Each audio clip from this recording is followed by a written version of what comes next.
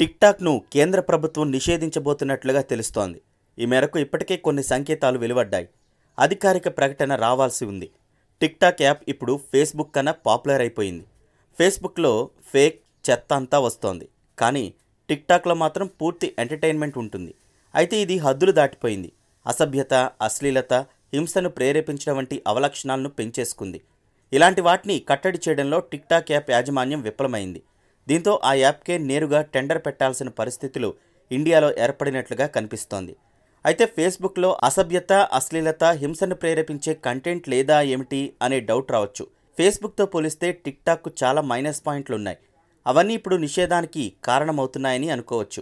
TikTok నిషేధానికి ప్రధానంగా కనిపిస్తున్న కారణం ఆ యాప్ చైనాది కావడం వల్లనే నిషేధించాలని ఎక్కువ మంది డిమాండ్ చేయడం లేదు. కానీ అంతర్గత డిమాండ్ మాత్రం పూర్తిగా అదే.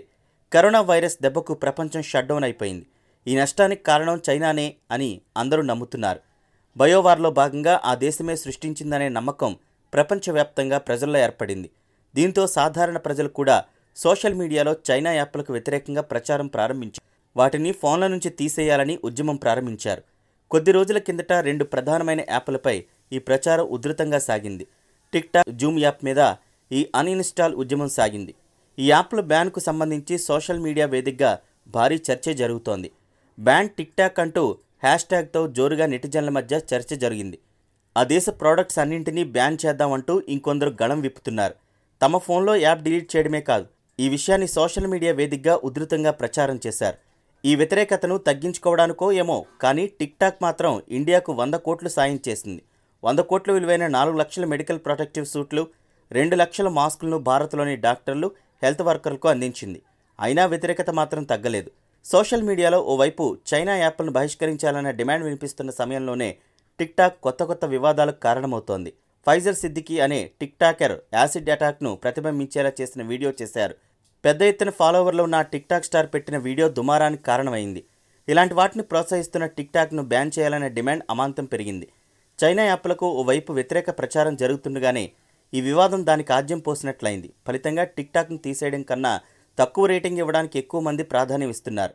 ప్లేస్టోర్లో దీని రేటింగ్ కూడా దారుణంగా పడిపోయింది. గతంలో 4.5 రేటింగ్ ఉన్న యాప్ ఇప్పుడు 1కి పడిపోయింది. ఇంత తక్కువ రేటింగ్ ఉండటం కూడా కేంద్రం నిషేధించడానికి ఒక కారణంగా చెప్పుకోవచ్చు. నిజానికి 2019 ఏప్రిల్లో మద్రాస్ హైకోర్టు తీర్పుతో ఈ యాప్ని కేంద్రం నిషేధించింది.